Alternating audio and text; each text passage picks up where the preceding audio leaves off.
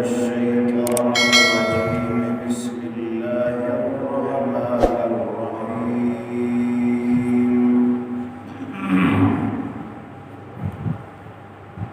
صلى الله على النبي الكريم محمد وآله وصحبه أجمعين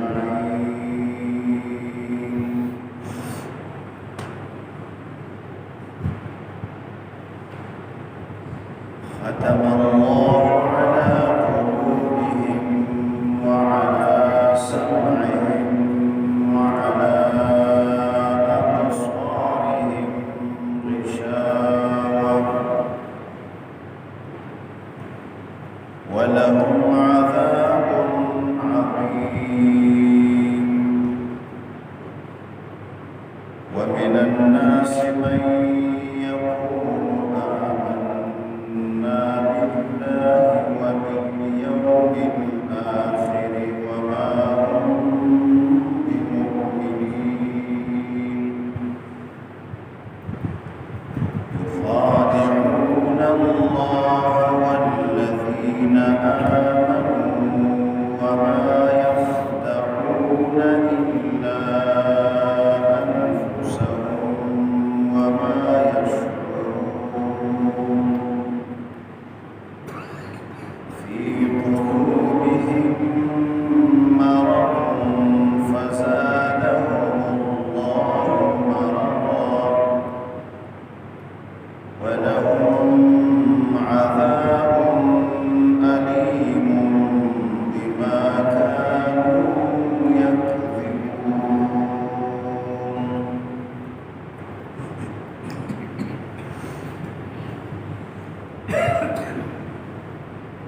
لكافران متعلق الله جل شانه ذكر هذا خلق كافران سواء عليهم أأنذرتهم أم لم تنذرهم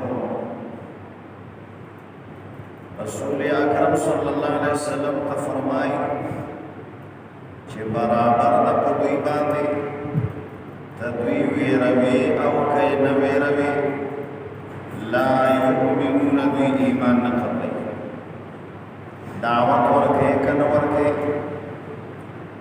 دے اللہ دے عذاب نہیں یروی او کئی نیروی دوی ایمان تیار نہیں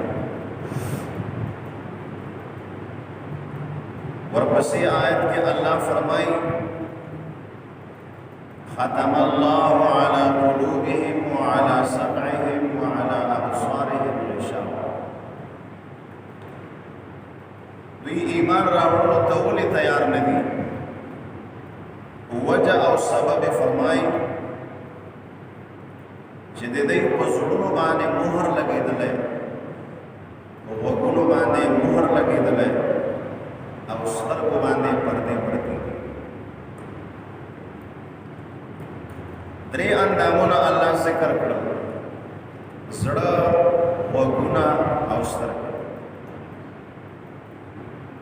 زړه او وګونو باندې مهرونه لګېدلې ختم الجباریه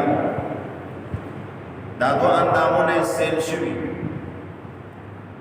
قبول دی ایمان نشي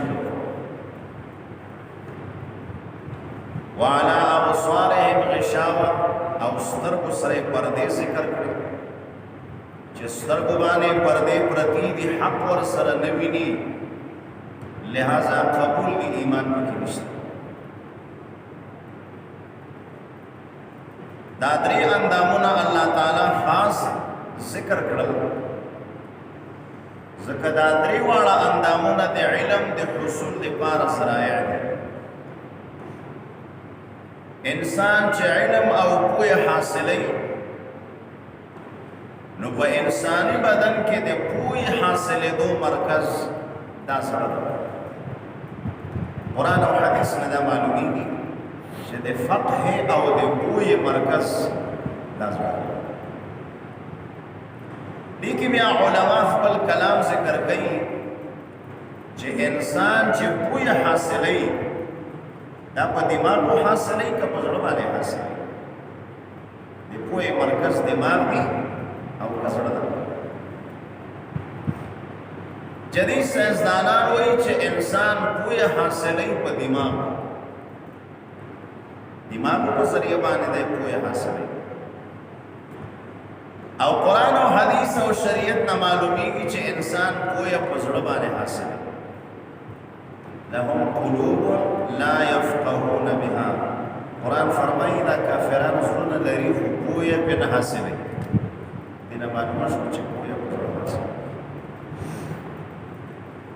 نو بیا علما جواب وکي چې د سائنسدانانو تحقیق خو د قرآن د تحقیق نه او د قرآن د خبرې نه مخالف ده. نو الته علما فرمایي چې سائنسدانان خو لا د تحقیق په میدان کې روان دي. یہ کائنات اب بھی ناتمام ہے شاید کہ صدا آ رہی ہے. دا کائنات خو لا مخ په وړاندې روان دي. د تحقیق میدان دا روان ده. سائنسدانان روزانه تجربه کوي، نوی نوی معلومات حاصلوي. نو نن چې سائنسدانانو کومه خبره وکړه نو دا ضروري نه ده چې دا خبره د صحیح خبره وي او دا د حقیقت ته رسېدلې خبره وي. شاید چې دوی نن خبره کړې یو 10 کاله پس خبره وکړي چې د موږ هغه خبره ټیک نه وه، دغه خبره ټیک ده. ځکه اوس موږ تحقیق یو ډاکټر صاحب وایي موږ یو دوایي بیمارانو ته 10 کاله ولیکو چې دا بهترینه دوایي ده. خو بیا چې تحقیق وشي نو بیا د کمپنۍ طرف نه ماهرینو طرف نه موږ ته کاغذونه راشي چې دا دوایي خطرناکه دوایي ده، دا فلان تکلیف پیدا کوي، فلان نقصان پیدا کوي، دا دوایي بنده ده، دې په ځای دا شو. نو 10 کاله به په خلکو باندې وخوري، بیا راته وایي چې دې نه کینسر لګېږي، دې نه فلان لګېږي، دا بنده کړه. وجه دا یې چې تحقیق روان ده. نو نن چې کومه دوایي تجویز کړې نو دوی ته دا ښه معلومېږي چې کله تحقیق وکړي نو کې نقصانات را پیدا کړي، بیا داسې شی پیدا کړي چې د هغه نقصاناتو نه صفایي، بیا وایي هغه وړاندې شی ټیک نه و، دا نوی شی ټیک. نو د تحقیق او د ریسرچ میدان خو روان ده. نو سائنسدانان وایي د پوهې مرکز انسان کې دماغ دی. شاید چې دوی مخ په وړاندې تحقیق وکړي او یو ورځ راشي چې دوی هم وایي چې د پوهې مرکز انسان کې زړه ده. ځکه قرآن خو 1400 کاله مخکې وي. او بعضې علما جواب وکړي چې قرآن او حدیث نه معلومیږي چې د پوهې مرکز انسان کې زړه ده او سائنسدانان وایي دماغ دی. د دواړو خبرو کې څه ټکر نشته. سائنسدانان وایي دماغ سره انسان پوهه حاصلوي. صلاحیت انسان کې چې د پوهې حاصل موجود ده دا د دماغ په وجه باندې. نو دا خبره په خپل ځای ټیک ده. دماغ چې سوچل کوي او فکر کوي، سوچ کوي، دا د زړه په ذریعه باندې. خدا نخواس چې زړه کار کوي بیا به نه سترګې کار کوي، نه به غوږونه کوي، نه به دماغ سوچل او فکر کوي. نو قرآن او حدیث وایي چې پوهه زړه حاصلوي او سائنسدانان وایي چې دماغ سره پوهه حاصلېږي. دواړو خبرو منځ کې ټکر نشته. اصل پوهه په زړه حاصلېږي. خو دا دماغ چې کله پوهه حاصلوي دا په سبب د زړه باندې. نو خبره یوه ده، دماغ که پوهه حاصلوي دا په وجه د زړه باندې. نو لہذا سائنسدانان وایي دماغ پوهه حاصلوي او قرآن او حدیث وایي زړه پوهه حاصلوي. بهر حال دا درې اندامونه الله دلته ذکر کړل بطور خاص، ځکه درې واړو اندامونو سره انسان علم حاصل. زړه دا د علم مرکز ده، دې سره انسان پوهه حاصل. او سترګې او غوږونه دا دواړه ذریعې لپاره د حصول علم دي. انسان چې ځان ته پوهه او معلومات حاصلوي نو په سترګو باندې داسې اشیا ګوري، هغې سره ځان ته پوهه حاصلوي. غوږونو باندې بیانات اوري، درسونه اوري، خبرې اوري، هغې سره ځان ته علم حاصلوي. نو الله وایي دا درې واړه ذریعې د علم په دې باندې مهرونه ورته والی شوي او پردې پې پرتې دي، لہذا دوی کې قبول د ایمان نشته. انسان چې ایمان حاصلوي خدای پاک په توحید سره پیژني، پیغمبران پر رسالت پیژني، د الله وحی پیژني، نو هغې وجه دا چې انسان کې صلاحیت د علم موجود وي. اوس د علم د صلاحیت چې کوم اندامونه وي چې هغه بند شي نو انسان به څه ایمان حاصل کوي. الله تعالی فرمایي دوی که پیغمبر ورته دعوت ورکوي لہذا دوی ایمان نه قبلوي. پیغمبر ویره ورکوي او که نه ورکوي ایمان نه قبلوي.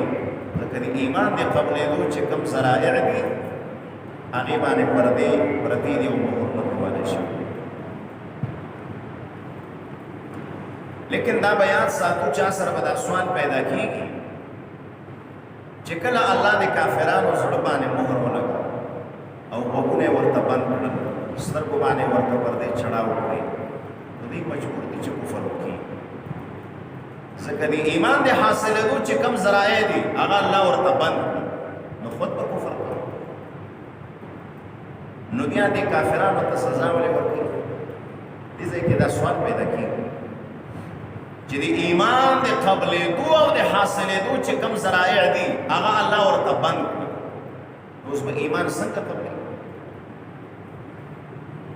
نو هغې نه بیا علما جواب وکړي چې دغه مهرونه چې الله د دوی په زړونو غوږونو باندې وي دا د مور په خېټه کې نه، چې د مور خېټه کې زړه ورته تور کړي او زړه ورته سیب او غوږونه ورته بند کړي چې د مور راوځي نو د ایمان قابلیت پکې نه وي. یا خدای مجبور ده چې کفر وکړي، بلکې نه چې دی عاقل او بالغ وي او هوش او په حواسو کې پیغمبر د خدای په ستړی شي. یو ورځ بله په سوونو ځله دته دعوت میلاو شي، لیکن دی عناد شروع کړي، ضد شروع کړي او حسد شروع کړي، بیا الله به طور سزا د زړه ورته سیل کړي چې ته خبره نه منې، ځان کې سړیتوب نه پیدا کوي، پیغمبر در باندې ستړی شو، خدای پاک درته په سوونو دلایل او احکام قطار کړل، دلایل نقلی، وحیي، عقلي ټول دې واورېدل، خو ته په راه حق نه راځې، ایمان نه الله تعالی سزا ورکړي، بس دا اندامونه ورته بند کړي. بله ورځ که دی ایمان قبلې هم توفیق ورته نه میلاږي، دا د الله په سزاګانو کې خطرناکه سزا. بعض علما وایي زړه باندې مهر لګېدل معنا یې دا ده.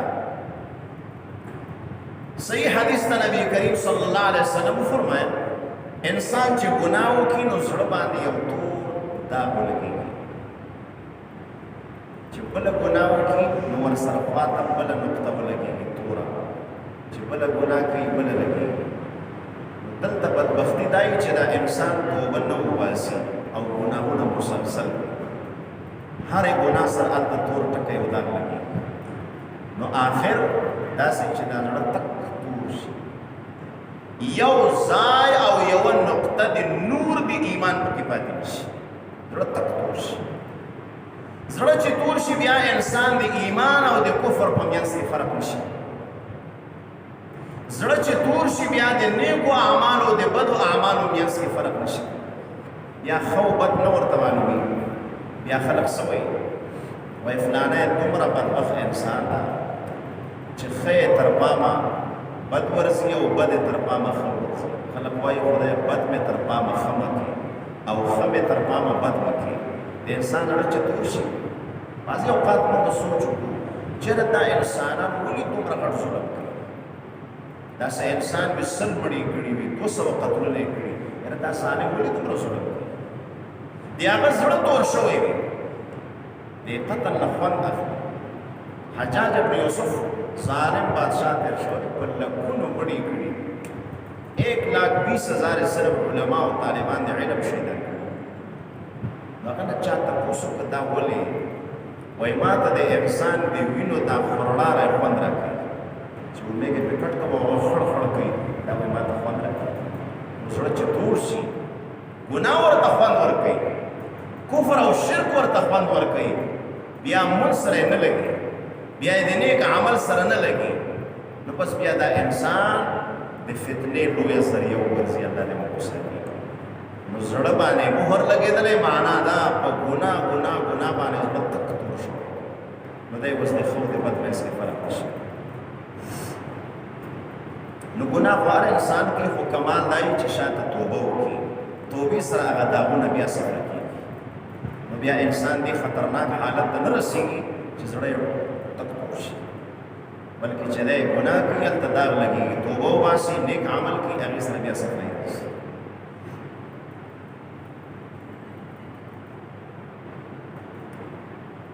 ختم الله على قلوبهم، ختم الله مهر لګولې الله تعالی على قلوبهم پسړونو د دوی باندې په سبب د کفر د دوی، وعلى سمعهم او په وګونو د دوی باندې مهر لګېدلې ده، وعلى ابصارهم او په سترګو د دوی باندې غشاوة پردې دي، ولهم عذاب عظیم دوی دی پارا عذاب لوی دا. ومن الناس من يقول آمنا بالله واليوم الآخر وما هم بمؤمنين. دا دریم ډله د منافقانو ذکر کوي، د مخلص مؤمنانو ذکر اولئک هم المفلحون پورې وکړه. ان الذين كفروا تر عذاب عظیم پورې دا د خالص کافرانو ذکر، اوس د منافقانو ذکر. دا تقریبا یو ګورو اندازه الله په دې باندې بیان کړي. دې نه معلومه شو چې منافق د کافر نه ډېر خطرناک دی.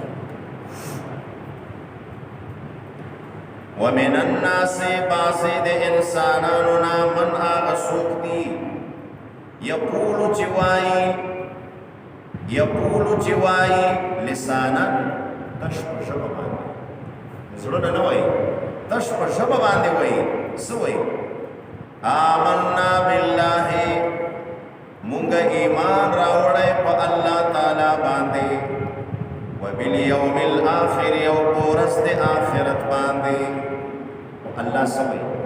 وما هم بمؤمنین، نه دي دوی ایمان ساتونکي. الله وایي ژبه باندې خو وایي چې آمنت بالله وبالیوم الاخر، و الله وایي زړونه یې ماته معلوم دي. وما هم بمؤمنین، دوی یقین نه ساتي، ایمان نه ساتي. ومن الناس من يقول آمنا بالله، ایمان په الله دا یو عقیده شو، عقیده د توحید. وبالیوم الاخر دا بل عقیده شو، ایمان په آخرت. نو دریم عقیده په دې منځ کې خود به خود ورسره مراد ایمان پر رسالت باندې، ځکه دا درې عقیدې د قرآن بنیادي مسلې دي: توحید، رسالت، قیامت. نو دوه عقیدې بیان شوې، آمنا بالله عقیده د توحید شو، وبالیوم الاخر عقیده د آخرت شو. نو په منځ کې بل عقیده ورسره مراد ده عقیده د رسالت، چې محمد رسول الله صلی الله علیه وسلم. نو بعض مفسرین داسې وایي ومن الناس او بعضې د انسانانو نه من هغه څوک دي یقولو چې وایي آمنا بالله مونږ ایمان راوړی په الله، وبالیوم الاخر او مونږ ایمان راوړی په آخرت، وما هم بمؤمنین دوی ایمان نساتی برسالت الرسول. دا یهودیان و عیسیان یا منافقان مراد نبی چې دا ترجمه وي. یهودیان الله منی، آخرت منی، خو د محمد صلی الله علیه وسلم رسالت نه. الله وی مؤمنان ځکه نه دي چې رسالت د رسول نه مني. څوک چې الله منی او دین منی، آخرت منی، چې د رسول الله رسالت نه مني، بیا مؤمنان نشو. الله وی بعضې خلق داسې دي آمنا بالله و الله ایمان ساتو، وبالیوم الاخر و قیامت او مرګ نه بعد ژوند باندې ایمان ساتو، وما هم بمؤمنین برسالت الرسول، و دوی مؤمنان نه دي پر رسالت د رسول باندې، پیغمبر رسالت لہذا مؤمنان. نو دی آیت واضح معلومه شو چې صرف اقرار باللسان دا ایمان نه ده چې زړه کې تصدیق نه لکه وړاندې موږ په ایمان کې ویلو امام ابو حنیفه رحمت الله علیه فرمایي چې ایمان تصدیق قلبی زړه کې د الله وحدانیت د رسول الله رسالت او قیامت وغیره چې څومره ایمانیات دي زړه کې ومنه دا تصدیق قلبی دا ایمان او که زړه کې څوک تصدیق نه لري معاذ الله او چې لا اله الا الله ټول ورسوي سړی مؤمن نه الله تعالی سوي وای بعضی خلق داسې دي یقولو آمنا بالله وبالیوم الاخر تشپ شپ باندې وایي چې آمنا بالله وبالیوم او الله وی وما هم بمؤمنین ځکه تصدیق قلبی نشته الله ایمان ته نسل دا خلق مؤمنان نه دي ولی تصدیق قلبی نشته نو اصل ایمان دا د رسول الله یخادعون الله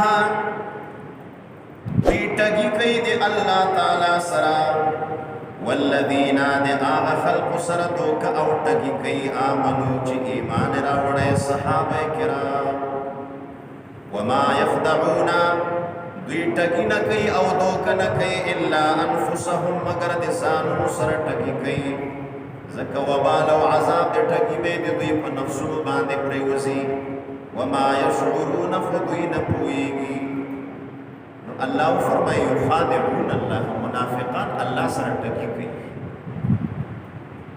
خداع علماء وي اظهار الشيء على خلاف ما هو عليه خداع ملکیږي اظهار الشيء على خلاف ما هو عليه چاته یو شی په داسې کیفیت ورخکاره کا چې دا شی په دې کیفیت وي نه چاہتے یو شے داسی پا داسی کیفیت یو اخکارا کا چه پا حقیقت کی پا دی کیفیت دی بڑیر تاجران مثلا دے میوی دی فروٹو او یا دی سبزی کرے در تخکارا کی شے داسی اعلا شے اولان نے ٹھول کن دی تخیدع کی یو شے در تخکارا کی پا داسی کیفیت چه دا شے پا دی کیفیت وی نا دی غنم اڑیرے در تخکارا کی دا اعلا غنم دی پاسنے کلی اعلا غنم پیا چولی او پمیس کے ټول چن او چنجي فوړو راځي او در باندې په اعلی قیمت خرڅ کی نو چې دې میز راوښ پړې ټول کړي نو شی در تخکاره کی په داسې کیفیت چې میز او حقیقت دا شی دی میز خراب دې ته ویل کېږي خداع او پښتو کې موږ ورته وایو دوکه ګناه کبیره ده چې سړی چا سره کافر سره دوکه حرام مسلمان سره واسي اوس دی الله سره پټګي نه کی یعنی څوک دا وس لري چې یو شی الله ته مخ کی او چې په حقیقت کې هغه شی نه نو الله په علم غیبی لري او علم محیط لري هغه ته پټګي نشي ورکوي دوکه نشي نو دې سمعنا چې يخادعون الله منافقان الله سره ټګي نو مفسرین بیا دلته یو ټکی راوباسي نو دا څه وایي یخادعون رسول الله دوی ټګي کوي او دوکه ورکوي رسول الله صلی الله علیه وسلم ته او رسول الله په غیب علم نه لري هغه سره دوکه کوي نو مراد یخادعون الله نه یخادعون رسول الله د رسول الله سره دوکه او څوک چې د رسول الله سره دوکه کوي دا د الله سره دوکه ده نو لہذا رسول الله سره دوکه داسې ده لکه الله سره چې دوک نو الله تعالی فرمایي یخادعون الله دا خلق د الله سره دوکه اصل خو لګیا ده د نبی کریم سره دوکه کوي او د پیغمبر سره دوکه داسې وي لکه الله سره چې قرآن فرمایي ومن یطع الله ومن اطاع الله فقد ومن اطاع الرسول فقد اطاع الله چا چې رسول الله اطاعت وکړ دا څه لکه د الله اطاعت چي نو چا چې رسول الله ته دوکه ورکړه دا څه لکه الله ته چې دوکه ورکړي نو ځکه الله فرمایي یخادعون الله وی دوکه ورکړي الله تعالی ته یعنی دوکه ورکړي رسول الله صلی الله علیه وسلم ته والذین او دوی ټګي کوي دوکه کوي د هغه کسانو سره آمنو چې ایمان راوړی صحابه کرام وما يخدعون دوی دوکه نه ورکوي الا انفسهم مگر ځانونو خپلو ته. سړی چې چاته دوکه ورکړي نو دی خو خوشحاله وي چې بل مې خطا کړه. الله وایي حقیقت کې د ځان سره دوکه کړی، ځکه دا د دوکې ګناه د دې سزا به هغه ته ملاوېږي که تا ته به ملاوېږي. دا خپله دوکهباز ته د هغې سزا ملاوېږي، نو تا ګټه وکړه که تاوان دې وکړه.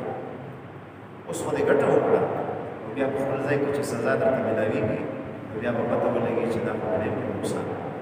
نو الله وایي دوی خو لګیا دي د مؤمنانو سره دوکې کوي، خو په حقیقت کې خپل ځانونو سره ټکي کوي، ځکه د دې دوکې سزا د ده نفس ته ملاوېږي. وما يشعرون، خو دوی شعور نه لري، یعنې دوی نه پوهېږي په ځانونو باندې.